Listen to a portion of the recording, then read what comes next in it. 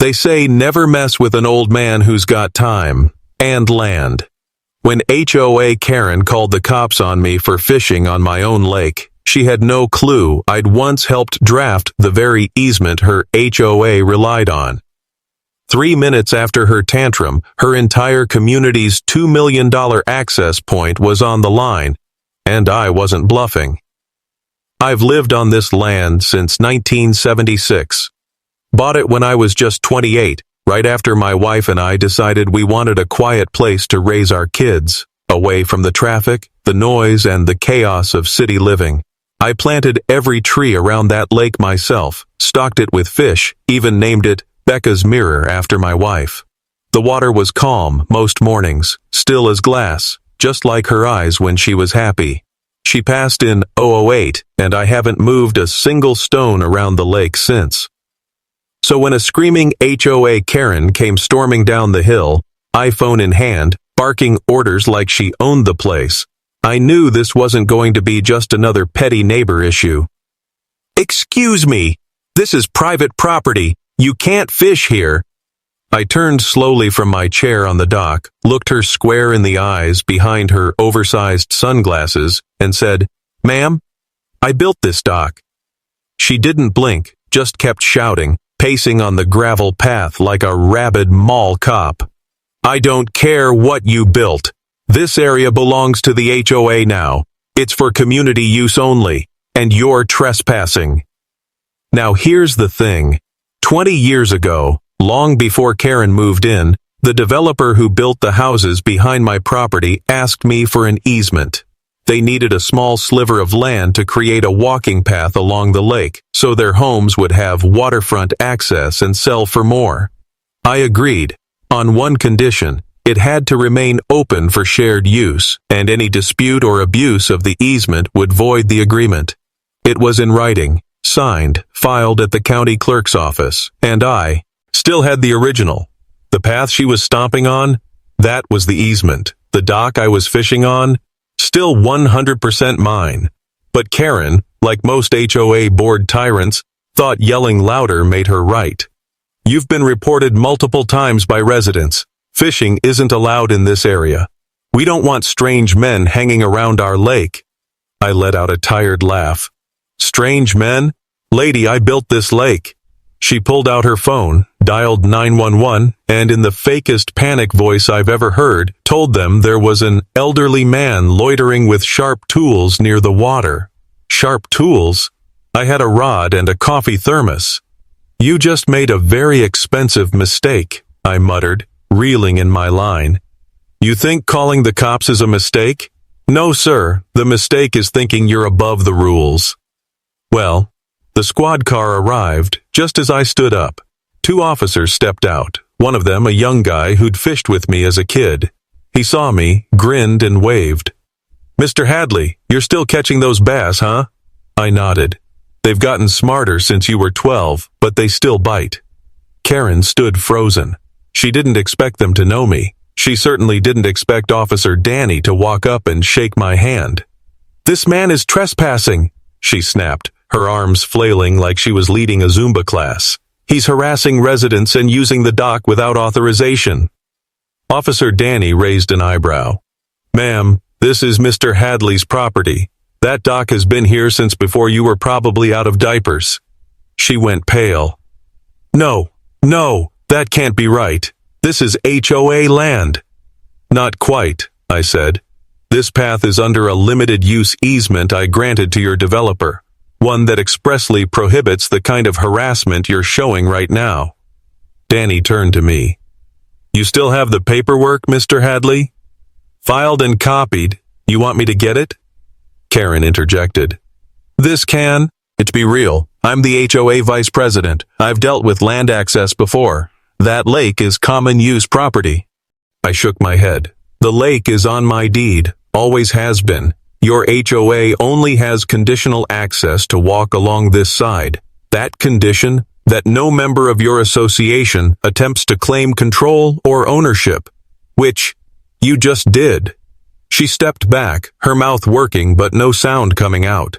The officers politely asked her to return to her lot while they worked things out, which she did reluctantly, stomping like a child denied a toy.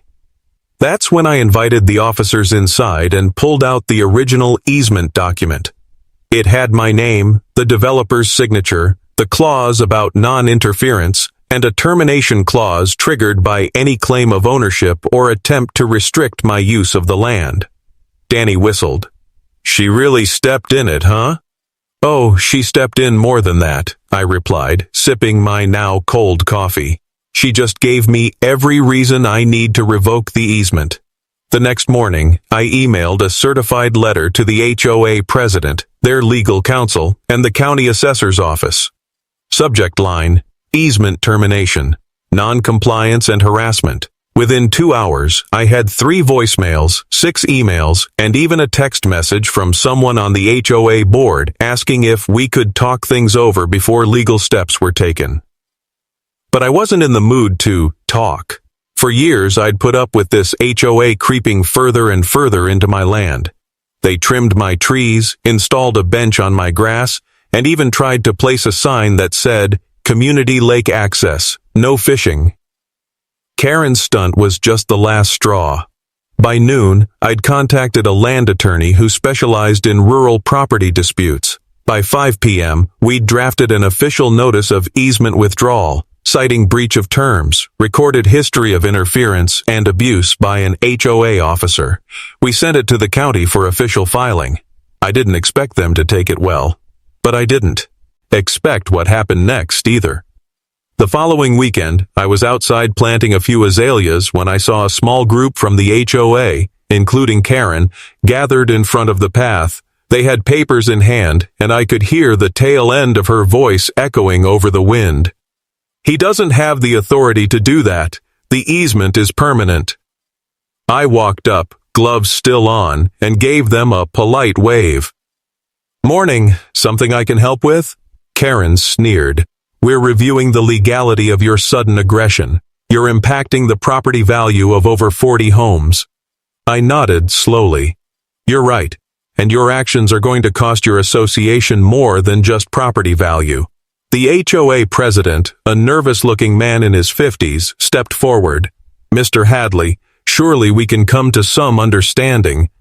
I tried for years. You folks walked all over me. Now you'll have to explain to your residents why they lost lake access because your vice president couldn't stop herself from calling the cops on an 80-year-old man fishing on his own dock. Karen exploded. That's not what happened. You were threatening me. I smirked. With a fishing pole? The silence was delicious. I didn't raise my voice, didn't scream, just turned and walked back to my house, leaving them standing like statues in the sun. And that was only the beginning. Karen called the cops on me for fishing in my own lake. She thought her HOA controlled the water. What she didn't realize was, I held the legal key to the entire easement they relied on. And now, that $2 million property value boost they bragged about? It was vanishing fast. 2 days after I filed the easement termination with the county, the first lawyer letter came through. Certified mail, thick envelope, big shiny law firm logo on the corner. They were serious. Inside was a formal demand for reversal, claiming I had no legal grounds to revoke the easement, and that doing so caused irreparable harm to the HOA and its residents. They cited supposed community precedent, decades of public access, and even tried to argue that I'd abandoned exclusive ownership by allowing use. Abandoned? Let me tell you something. I'd mowed every inch of that lakeside path for 40 years. I'd pulled trash off that shoreline.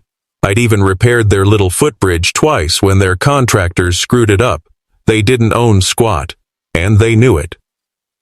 But here's where things got messy for them. My attorney, Dave, a sharp country boy who grew up reading land deeds like bedtime stories, responded with receipts. We sent them dated photos, maintenance logs, copies of emails I'd exchanged with their own board about the lake, and most importantly, the original easement contract. Fully enforceable, fully revocable on breach, signed, notarized, and backed by the county. Dave added one little cherry on top, a formal cease and desist on behalf of my property, with a deadline of 10 days to remove all signage, structures, and HOA branding from the easement area. Karen must have popped a vein when she got that one. Later that week, I noticed a new sign quietly removed from the walking trail entrance, the one that read, HOA Private Property, Residents Only, Gone. The HOA president, Rob, came to see me. He stood at my gate like a man walking to his own execution. "Mr. Hadley," he said, wringing his hands. "I wanted to apologize on behalf of the board. What happened with Karen, it was out of line." I looked him over. He wasn't a bad man, just one of those people who let others speak for them until it's too late.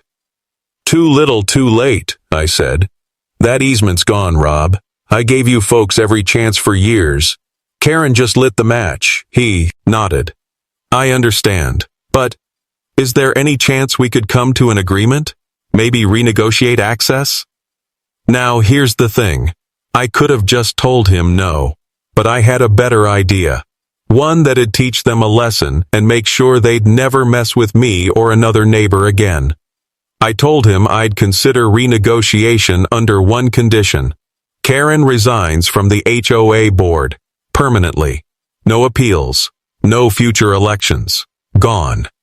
The look on Rob's face? Priceless. I don't think she'll agree to that. "Then your walking trail's a dead end, Rob, literally." He left in silence. 2 days later, I get a knock on the door. Not Rob, not Karen, but a local news crew. Turns out someone from the HOA leaked the conflict to the local station, probably thinking it'd make me look bad. "Elderly man denies neighborhood access to public lake," the lower third graphic read. I laughed when I saw the clip, especially because the reporter forgot to blur my "no trespassing and private property" sign that had been there for 40 years, and better yet, their cameraman accidentally panned to a deed map I'd framed on my wall during the interview. The online comments weren't kind to Karen. "HOA, Karen strikes again. Let Grandpa fish in peace. Why do HOA boards always think they own everything?" By the end of the day, the story had been shared on local Facebook groups, Reddit threads, even a YouTube channel that covers crazy HOA meltdowns. Karen's name started trending. That's when she made her second big mistake. She hosted an emergency HOA meeting in my lake's picnic area with a big printed flyer that said, "Community action against easement theft. Save our shoreline." The irony burned brighter than the sun that day. They had folding chairs, a podium. She even rented a cheap speaker system that kept cutting out. Her speech was fire and brimstone. "We cannot let one selfish individual dictate the rights of our entire community," she shouted, waving a stack of paper like it was the Constitution. "Mr. Hadley has weaponized a loophole. He is holding this neighborhood hostage." That was when I decided it was time to fight fire with truth. I walked down the hill, quiet, calm, holding only a folder and a cup of coffee. Karen saw me, sneered, and into the mic said, "And here he is, the man who wants to tear our neighborhood apart." I walked to the front, smiled. "Would you mind if I say a few words?" A few residents muttered yes. Some shook their heads. But I didn't wait for a vote. I stepped forward and pulled out the folder. "This," I said, "is the original land deed, filed in 1976. It includes full rights to this lake, shoreline, and surrounding paths. This one," I continued, pulling out the next page, "is the easement agreement from 2003. It gave your developer, and only your developer, conditional access to this path. It was never sold, never transferred, and your HOA was warned, repeatedly, about the terms." I looked at Karen. "This third document? That's the termination clause. It says clearly, any act of interference, restriction, or harassment toward the property owner shall constitute grounds for full revocation without notice. I let that sit for a moment, then added, and for the record, I'm not holding this community hostage. I'm protecting the land my wife and I built with our bare hands. You want access again? Start with an apology, and lose the bully. Then I walked away. Some clapped, some stayed silent, but everyone stared at Karen. Later that evening, I received a message on Facebook from a woman named Sarah, a resident and young mom in the neighborhood. Hi, Mr. Hadley. I just wanted to say thank you. We were always told the HOA owned that area. I had no idea they were lying. Please don't let Karen push you around. Then came another. We want to vote her out. Can you attend the next meeting? The tide had turned. 2 weeks later, days before the next board election, Karen made one last desperate move. She tried to get the county to reverse the easement termination, claimed I misrepresented the breach, but the clerk's office shut her down instantly. Not only had they approved the revocation, they even added a note to the easement's official record that it was revoked due to HOA misconduct and harassment. Permanent, public, unchangeable. Karen had just made it official, on the government record, that she'd cost her HOA the entire lake trail, and she still didn't stop. The morning of the board vote, I found 3 strangers walking around my dock, snapping photos. One of them had a clipboard. Another wore a vest with Environmental Survey Team on it. I approached slowly. You fellas looking for something? The one with the clipboard looked up, surprised. You the landowner? I am. We were hired by the HOA to inspect possible violations. Something about unpermitted shoreline structures and pesticide use? I laughed so hard I almost dropped my coffee. You tell Karen if she wants to accuse me of pesticide use, she better bring a soil sample and a lawyer. They left 10 minutes later. No violation found, no authority claimed. Just more hot air from a woman desperately trying to salvage her sinking ship. That night, at the HOA clubhouse, more than 70 residents showed up. The biggest turnout they'd ever seen. And when the votes were counted, Karen was out. Not just voted off the board, permanently banned from future elections per a motion passed that night. The woman who tried to take my lake was now banned from walking near it.